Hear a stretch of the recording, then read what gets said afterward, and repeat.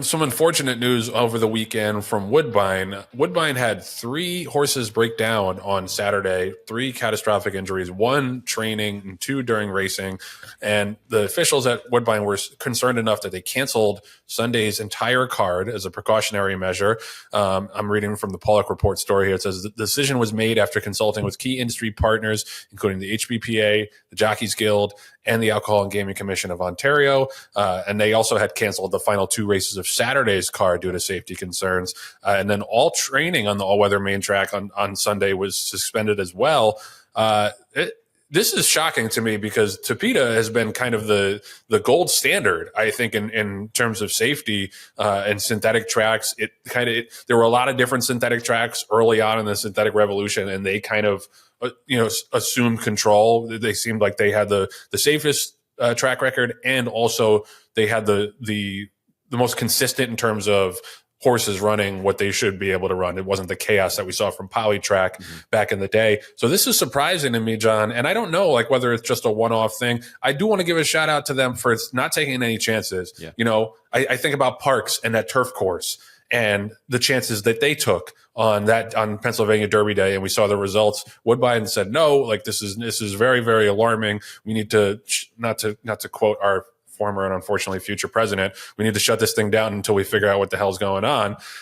So that was a good move on their part, I think, and hopefully they can get everything sorted. But John, you're close with Mark Cassidy. He trains a lot of horses up there. What are you hearing about the Woodbine situation? Well, first and foremost, I want to reemphasize the fact that safety prevailed. Okay, as far as everything that's going on up in Woodbine, Joe, we've raced and trained up there for a number of years now while we've been in the Cassie camp, and I can tell you that the weather patterns haven't really changed dramatically. Where you'd say, okay, maybe it got super cold or super rainy or super dry, and those are the reasons why those outside factors would impact the safety or the integrity of the racetrack. But I think out of an abundance of caution, they went ahead and shut everything down. Ironically enough, of course, we were in one of those two races on Saturday that had to be canceled. But that's neither here nor there. But for safety purposes, I know as an owner, I would rather have them say, we're not sure exactly what's going on. Let us do further testing and make sure that it's a safe environment to be involved with. Now, they did cancel training for a number of days. I understand, Joe, that I'm literally getting texts from Mark Cassidy as we speak.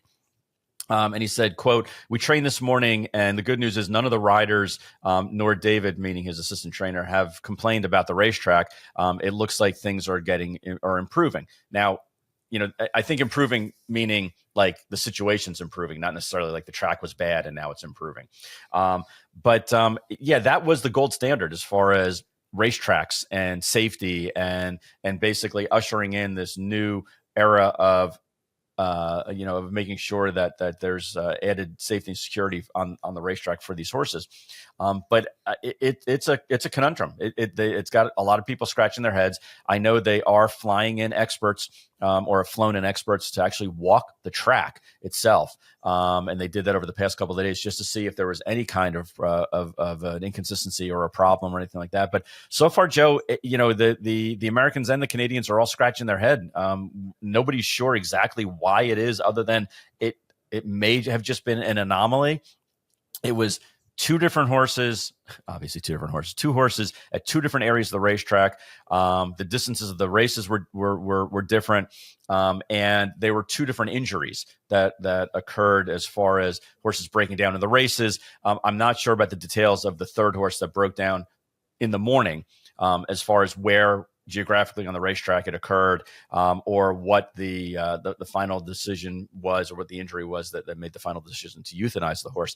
But as far as the racing horses, they haven't found any consistencies yet, and I think they're still waiting on the necropsy reports before they make a final determination. But Woodbine is doing everything they can. It's just a slow process, which none of us, all of us want to have like a magic bullet and find out what exactly the issue is and then fix it.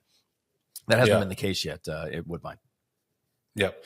So we'll stay tuned and report on any kind of follow-ups or any kind of fallout from that, and hopefully they can get everything sorted, because Woodbine I still think has a couple of big cards coming up before they close for the winter. Yeah. Let's shift gears for a second. I'm sorry. Yeah, go ahead. Just to follow up on that. So if I remember correctly, last year at Woodbine, because of the cold, They ended up closing like a week and a half early, but that was Right. because of frigid temperatures. That had nothing to do with Right. the racetrack. So just in case somebody comes in and says, well, didn't they cancel last year? They did, but it was actually temperature related, not racetrack related. Sorry. Go ahead.